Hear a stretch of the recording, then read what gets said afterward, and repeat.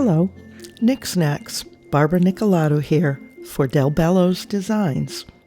In this video, we will make a holiday card using Ranger texture paste and Sweet Poppy mica powders with heat applied.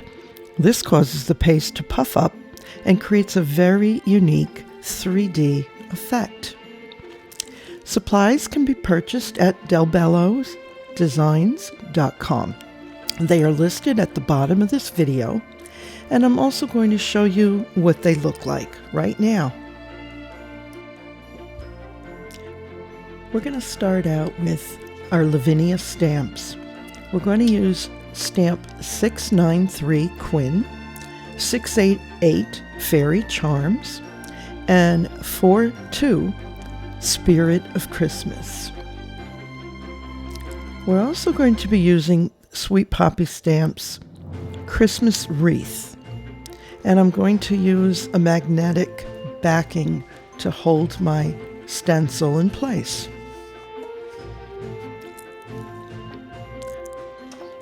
I'm also using the texture paste by Ranger. It's opaque matte and pearlescent white. I'll be applying it with a palette knife and pulling it with a spreader. We'll be using Versafine Clair inks in Nocturne and Glamorous. I'm going to have my Stabilo black pencil handy in case I need to go over spots where the ink might be too light, and my UniBall Signo 1mm in white.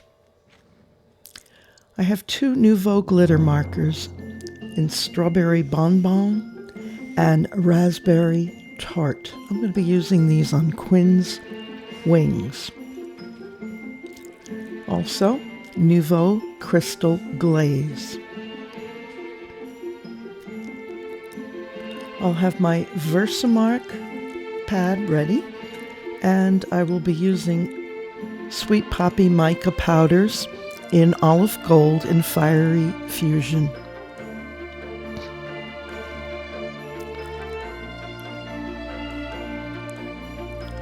I've torn a sheet of printer paper to use as a mask, and I'm going to apply ink with my brush sticks applicator. I'm going to be using two brushes with my micas and Sweet Poppy Stencil low-tack removable stencil tape to hold down the stencil.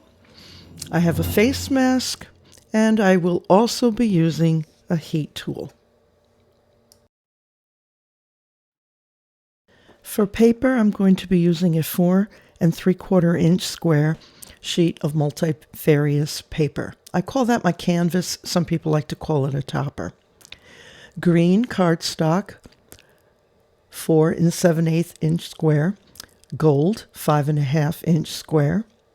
Red cardstock, 5 5/8 inch square.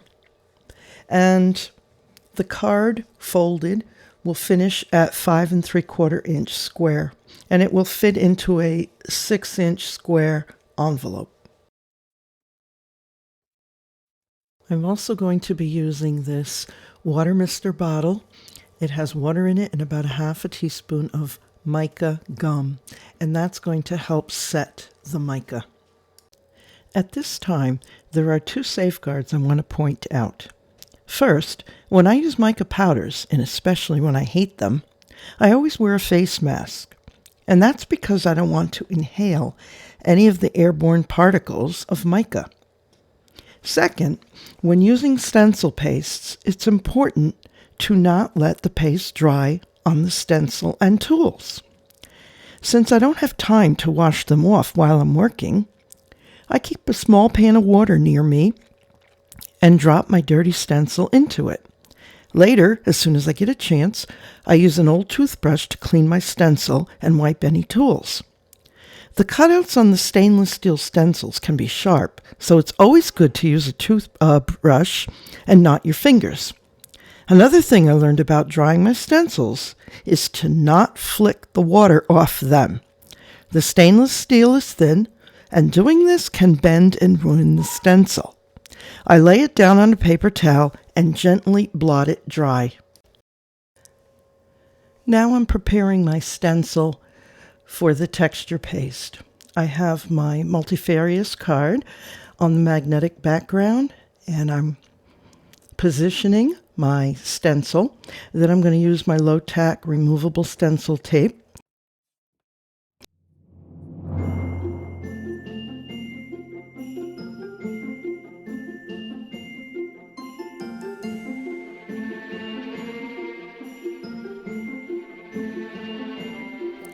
Now I'm ready to apply the texture paste.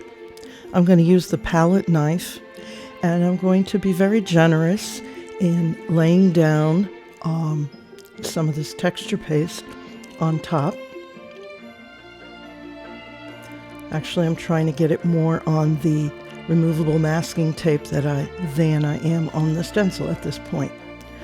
It's not going to go to waste because what's left on the spreader could just be put right back into the jar. I'm going to hold the spreader at a 45-degree angle and bring it down towards me.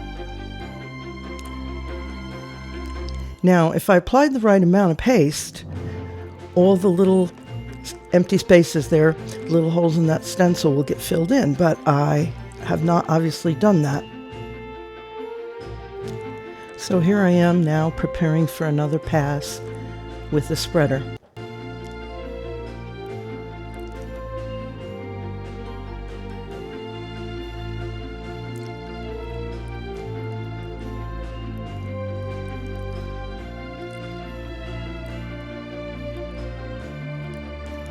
That looks pretty good. So I'm going to wipe off my tools, save as much of the paste that I can.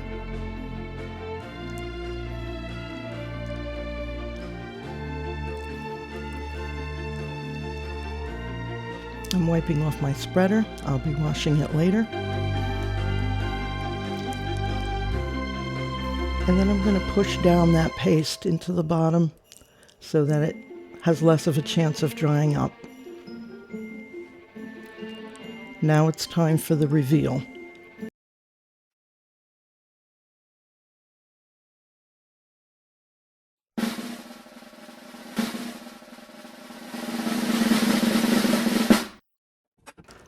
Oh, and doesn't that look so pretty? So textured.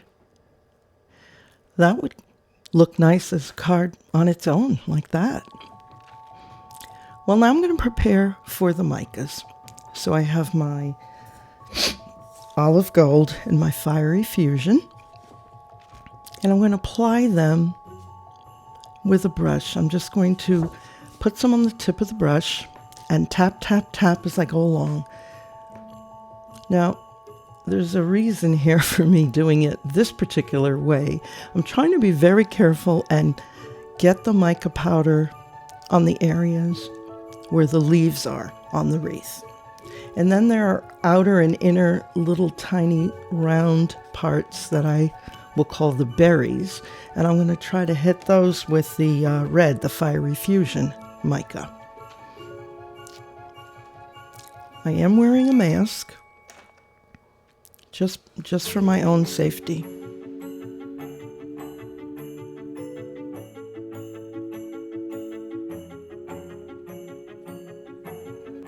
Here I'm just giving the brush a quick wipe with a dry cloth before I get into the other color.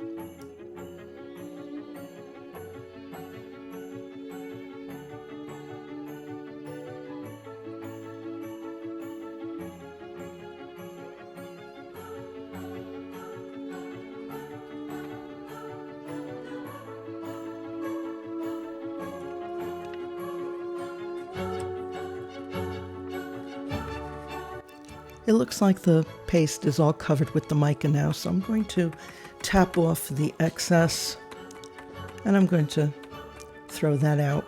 Some people like to save their mixed colors to use again. I don't do that. And then I'm taking my large Nuvo brush and I am gently taking off any of the excess that remains.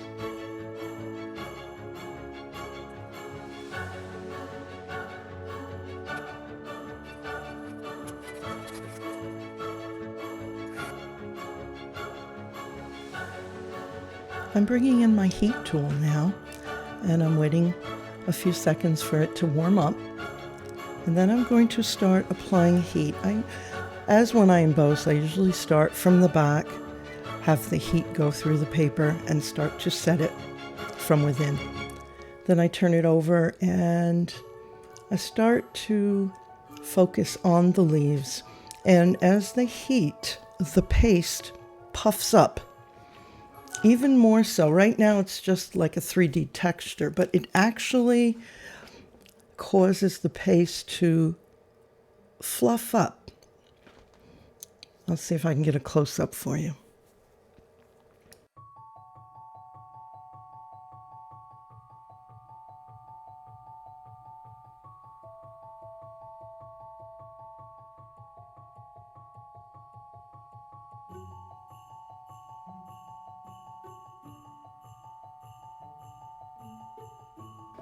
So instead of a raised flat position of the leaves, now they are raised and dome-shaped.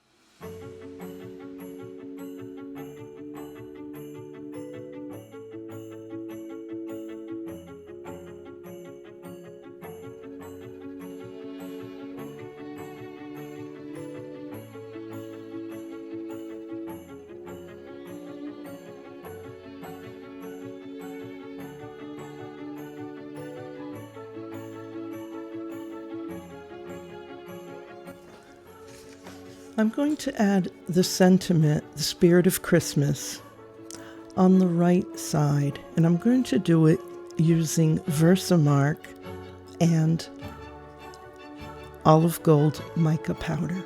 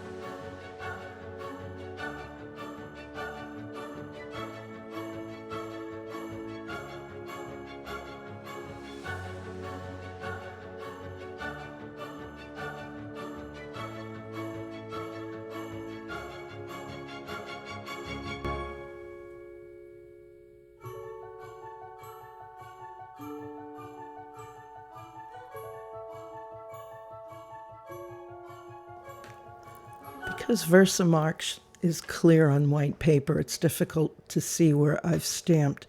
But I'm going over it now with the mica powder, and the part that's wet with Versamark is actually taking on the powder.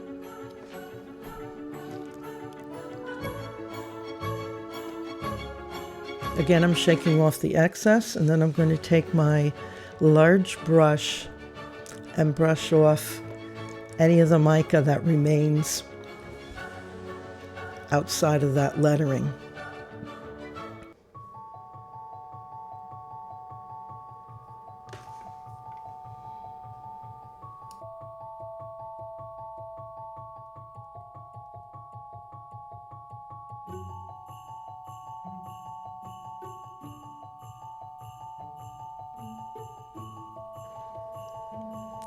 To set the mica, I'm going to spritz some water into the air, and as the mist drops, I'm going to catch the mist with the card. And when the mist hits the mica of the sentiment that I just put on, it's going to set that mica. It's actually hard to see me spraying it in the air because I didn't want to hit the camera with the water.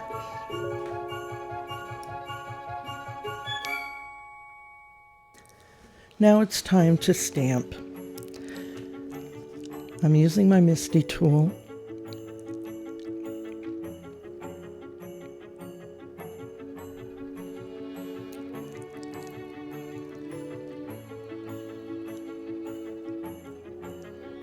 And I'm going to place Quinn, stamp 693, in the position that I want. And I noticed there are a few red berries under her wings, so I just picked those off with my fingernail.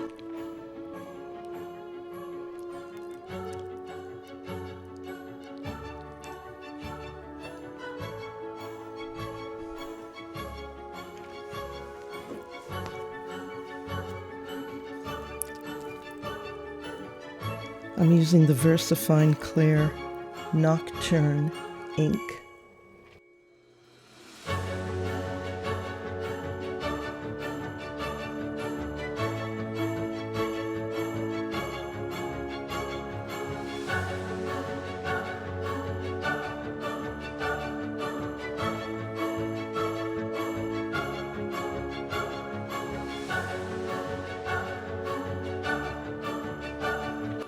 I suppose I should have stamped again, but the rest of Quinn came out great. Her body's a little light. It didn't all take the ink nicely, so I took out my Stabilo black pencil, and I'm just going over the parts of her body to darken them a little bit.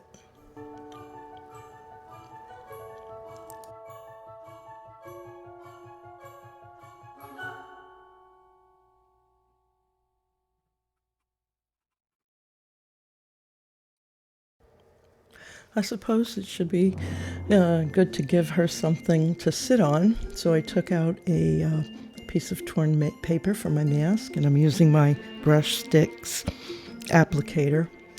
A smoothie would work just as well. And I'm using a little bit of the Versafine Clair Nocturne ink.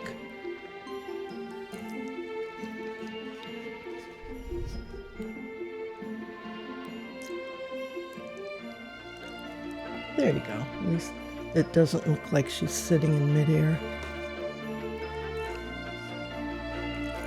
Next, I'm going to use the Fairy Charms stamp. I've chosen the Fancy Heart and the Glamorous Versafine Clair ink.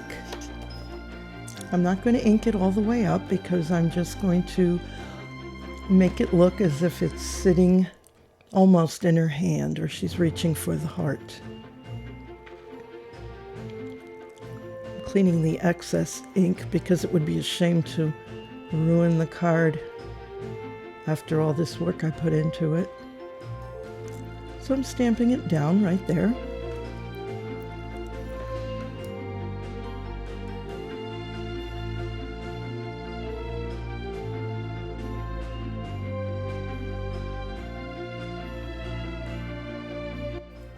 Now I'm coming in with the Nuvo glitter markers, Strawberry Bonbon and Raspberry Tart. I love these markers because they give the effect of glitter without the mess, and they dry really fast too.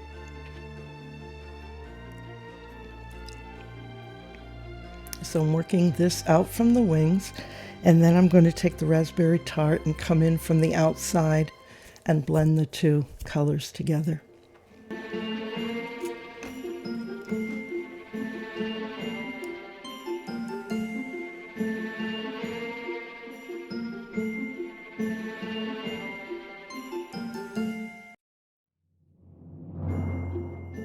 And now I'm going to apply Nuvo Crystal Glaze to the wings and the heart to give them a shimmery, glossy look. Then I have to set it aside to dry for a little bit.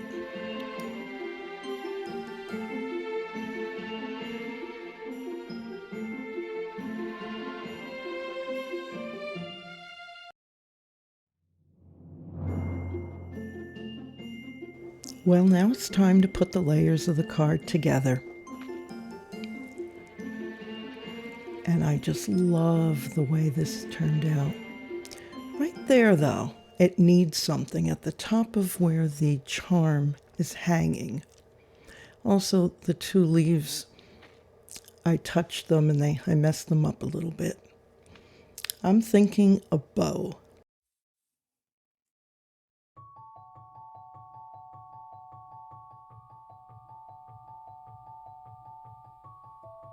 For my bow, I've chosen a 1/8 inch ribbon, very thin, and I've got about 9.5 inches there. I have a 4-tine fork, and I loop it in and out of the tines, and then I turn around and I do it again.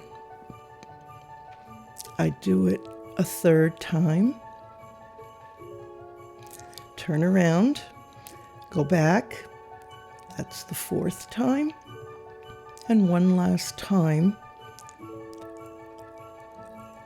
loop it around the back.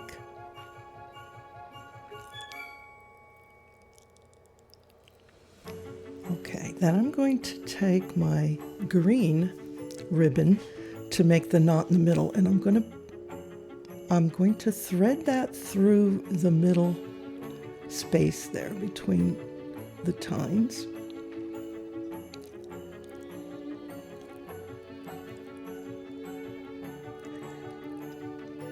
And I'm going to tie that bow in the back, so I'm going to put the fork tine down, and I'm just going to tie a single knot and pull it very tight.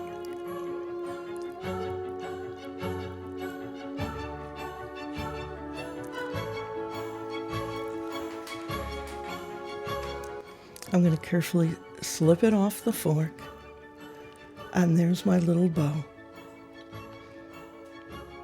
It's got 4 ribbons coming out of it, and they can be trimmed to whatever length you want.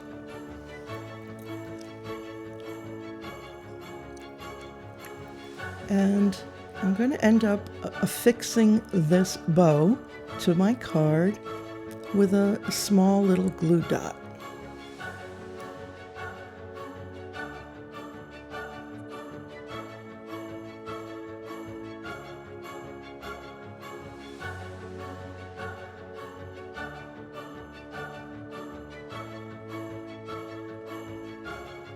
There, now that looks complete to me. I'd like to thank you for watching this video, and I hope that you will visit us on delbellosdesigns.com for your crafting materials. Thank you and have a great day.